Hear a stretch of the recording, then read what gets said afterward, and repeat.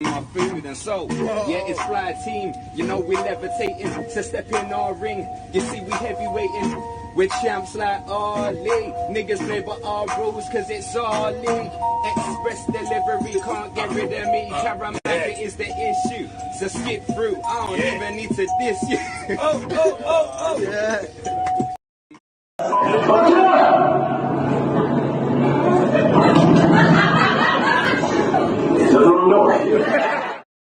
Yeah, it was a gradual, shaving off of the hair. All of us boys with our vain approach to hair.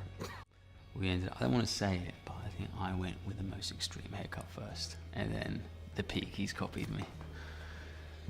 Just saying. I looked in the mirror and I just thought, I don't know. Do you know what I mean? I really weren't sure about the look. I think I got a short straw with this one, man. Like, you know, as the younger brother, I had to take the brunt of it and get probably the shortest, most ridiculous one. Yeah, I used to have like hair up to here, but it doesn't matter. I'll grow it back.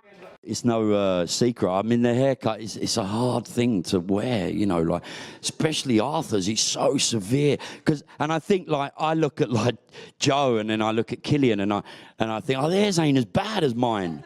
It's fine when you're in a three-piece suit and you're walking about with the 100 extras and all the horses. As Joe said, no, that's great. You know what I mean? When you're on set of Peaky Blinders and you take the gear off, and you know what I mean. You're walking about South London with that haircut. You know what though? It's actually genius of Loz, the designer. She essentially, so she did her research, but she kind of invented this haircut at the same time. She sort of was like, I want all the men to have this, and it's now become like iconic for the series. And everyone wants hair like you, Paul. Just quickly, like I've got to just tell you this story because it's God's honest truth. I was first season, right? We'd been filming first couple of weeks, me and Paul, and I get the train home. And I'm on the underground coming back. Going back home, it's like half-empty carriage, and there's these two guys obviously work in the city in suits, two sort of 30-year-old blokes, and one of them's sort of crying. He's obviously, I don't know what's happened to him, but he's crying. There's other mates consoling him. It's absolutely true. And I'm sitting there, I've got my headphones in, but I've got no music playing, and I can see him talking. And they're like, he goes, "Come on, mate, it's all right, mate." He goes, "All right, mate." He looks up at me, he sees me, he goes, "Mate, at least you ain't got that haircut." Genuine, and I just went. Burn. I wanted to go, "Excuse me, I'm doing a TV show for the BBC," but I thought, you know what, I'm just going to suffer it. Congratulations. I am not kidding. I came in one day and said to everybody, before I even knew you were on, I said, "You've got to see the show. It's amazing." Oh, thanks, man. Were you aware when you were putting it together of just how crazy this thing is? It's pretty wild, yeah. No, I mean, I read the first two scripts. Right. You know, and that's your mistake. Never do that as an actor. Yeah. Well, if you go off the name alone, it doesn't reveal much. You know? I know. I thought it was about dancing or something. You know, really, you can't tell. Right. But it was so compelling and so unusual and unique, and yeah, I was hooked immediately. The name Peaky Blinders is the name of the gang, right? And they were a real gang in Birmingham. Is that right? That's right. Yeah. And I mean, the name. Kind of the clue is in the title, I guess, but they had these, the peaked caps, which is like the uniform of the working class in Britain and Ireland, and so they used to sew razor blades into the peak of the cap, and that so that they could take your because they used to do that in Glasgow in the razor gangs. They would sew them into the lapel, so when you grabbed somebody, you'd lose your fingers. It's not pleasant. No, it's not, and that's why I moved into comedy.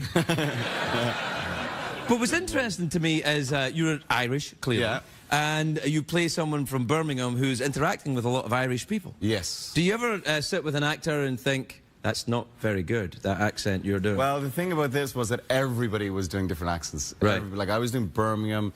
The Irish characters were like, you know, the Annabelle Wallace who plays Irish, she's raised in Portugal. Sam Neill, he's a Kiwi, he's playing Belfast. Sam Neill's accent is great in this, isn't it? Yeah, he sounds a bit like Ian Paisley. Does is that what he did? Is that what the accent he was looking at? I think he was going for a bit of that. Right. Yeah, fire and brimstone. It's really weird. It's such an odd show. It's like The Wire made by Kurosawa in Britain at the turn of the century. It's nuts. It's a great description. Well, it kind of is. It's just bananas. Yeah. And what I'm fascinated by as well is that it's a working class story. That's the thing. So you're obviously playing Oswald Mosley a real-life MP. Were you able to do quite a lot? Yeah, there you are. Still rocking the Oswald tash, obviously. I love them so much. Really, really hope that's not true. No, it's not true. Every series we have these big sort of set pieces, you know, and that's kind of now become part of the appeal of the show. And certainly for me as an actor, it's a big part of it, because you have these big, long interactions between characters and dialogue scenes, which are fantastic, and then you have these big kind of action sequences, and this is wonderful. I remember reading it and going, wow, this is like a 15-minute sequence where no one talks. It's just pure action. There were several really exciting beats here. We had an opportunity to have this epic, drawn-out shootout sequence between Tommy and Luca and our guys. And, you know, David, our director, really laid out a wonderful sequence for us, and with a lot of drama. And it was fab to shoot that. We shot it over a week, which for a television schedule is a long time. Like 5 days, it's a long time to actually give to one sequence. Normally you have to shoot stuff in like a morning. So it was quite a big deal, and we tried to give it some sort of scale and some sort of sense of the city.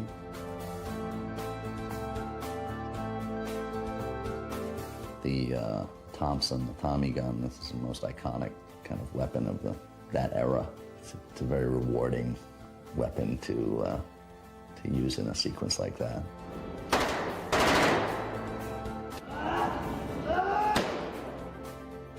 I think we succeeded. It was certainly amazing to shoot it, you know, because it's pure adrenaline, pure. I don't think I say anything at all until the very end.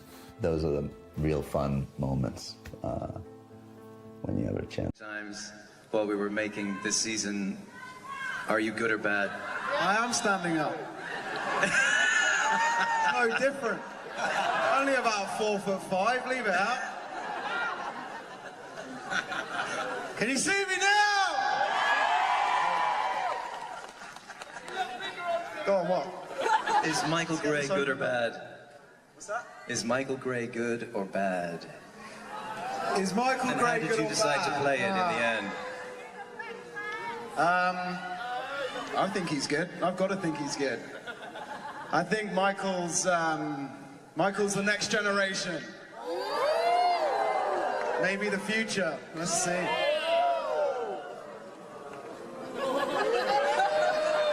Or not. Wow. It's quite divisive. Hello Jack, it's Tommy here. I'm just on the set of the old Peaky Blinders, mate, and I know that you've got a big fight coming up this Saturday. How are you, Jack? Very important that you have them feel supported, right, by the ones what love you and what support you. Keep your fucking guard up at all times. That's right, absolutely. So we want to send you a massive amount of love and lots of support. That's what we're doing here. And we know that they switched your opponent on you the other day. Sly, cheeky, fucking bastards. Very naughty. Still, won't upset the tail of the tape, I'm sure, because you will handle it.